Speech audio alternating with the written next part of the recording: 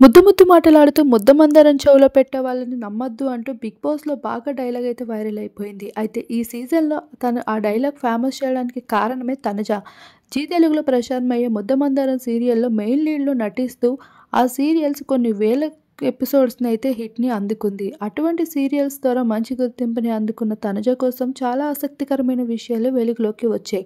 తను సోషల్ మీడియాలో పెద్దగా ఉండకపోవడం వల్ల తన కోసం ఎవరికి పెద్దగా ఏమీ తెలియదు. తనుజకి ఇద్దరు సిస్టర్స్ ఉండగా అందులో ఒక అక్కకి పెళ్లి అయిపోగా ఇంకొకరు పెళ్లికి రెడీ అయి ఉన్నారు. ఇలా ప్రస్తుతం తనైతే బిగ్ బాస్ హౌస్ లోపలికి తనని తను ప్రూవ్ చేసుకునేందుకు వచ్చేసింది.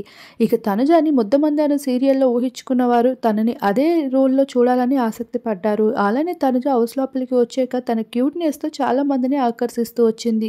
కానీ అది రోజు రోజుకి ఎంతో ఇరిటేషన్ తెప్పించేలా మారిపోయిందని చెప్పాలి. తనుజ మాటలు, తనుజ చేష్టలు, ఎప్పుడు ఏడుస్తూ ఉండడం ఇవన్నీ ఆడియన్స్కి చాలా చిరాకు విపరీతంగా పెరిగిపోతూ వచ్చింది.